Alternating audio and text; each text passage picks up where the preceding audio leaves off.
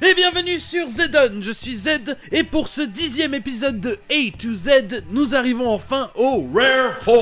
C'est comme ça que j'appelle les 4 lettres les moins utilisées de l'alphabet anglais. Ce qui veut dire qu'il va pas y avoir grand chose à dire sur ces 4 lettres et ça va faire des épisodes assez courts. Et encore, aujourd'hui on parle de la plus utilisée de ces 4 lettres, le J qui se dit J. J? All hail J! All hail J! All hail J! Pour vous aider à le différencier du G en anglais, dites-vous que c'est l'inverse du français.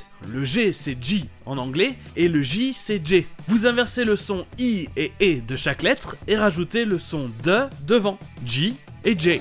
Lieutenant J.G., United States Navy.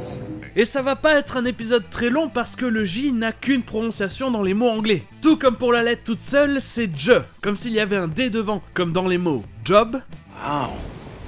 Good job. ou eject. Oh, go on then, eject me. See if I can. Et quand il y a un vrai D devant le J, on ne va pas prononcer 2 fois le son de. Ça sera simplement le son J, comme dans adjust. I've adjusted the seat now. Et on trouvera le son je, c'est-à-dire sans le son de devant, dans des mots d'autres langues, comme l'expression française je ne sais quoi, It takes a certain kind of je ne sais quoi to be effective in this environment. ou la ville que l'on nomme Pékin en français, c'est-à-dire Beijing. I made contact with the KGB, MI6, Mossad, and Beijing. Beijing. D'ailleurs, pour ce dernier, c'est ce qu'on appelle un hyperforeignism. C'est quand on change la prononciation d'un mot étranger. D'ailleurs, c'est dommage parce qu'ici, si on utilise la prononciation habituelle du J, c'est-à-dire je, on est plus proche de la prononciation chinoise, Beijing. Un autre exemple de hyperforeignism, c'est dans le mot français parmesan, qui se prononce en anglais parmesan, comme un J français. On April 4th, 7:30 p.m., you partook a plate of chicken parmesan. Et enfin, dans des mots originaires d'autres pays, ça peut être le son ye, comme dans le fameux Hallelujah, qui vient de l'hébreu, ou dans le mot norvégien fjord. The fjord. Et voilà pour la prononciation de la lettre J en anglais. Et à vrai dire, c'est tout ce qu'il y a à dire sur la lettre J. Je peux vous parler de trucs qui se prononcent J, comme l'oiseau, a J, que l'on appelle en français un G. D'ailleurs, c'est marrant parce que en anglais et en français, ça se prononce comme la lettre par laquelle commence le mot. J et G.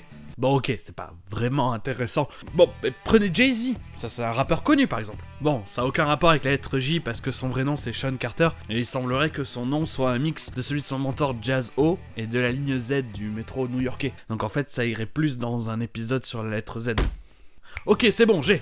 Vous connaissez le mot jaywalking? C'est un terme américain pour parler de quelqu'un qui traverse la route illégalement ou de manière dangereuse. En fait, c'est ne pas traverser sur des passages piétons. Certains pensent que ça vient de la lettre J, mais en fait, ça vient d'une vieille définition du mot jay, qui voulait dire débutant ou plouc. Donc, jaywalking, marcher comme un plouc.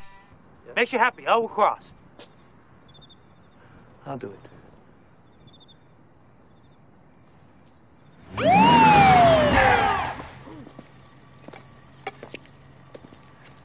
Is there a problem, officer? You ever heard of jaywalking? Yes, I have. I'm really sorry. It won't happen again. That's great. I'm writing you up a ticket. Et ça sera tout pour ce petit épisode de A to Z. J'aurai probablement plus à vous dire sur la lettre K le mois prochain, enfin je l'espère. Et pour le prochain épisode de Zedon, je vous dis à la semaine prochaine!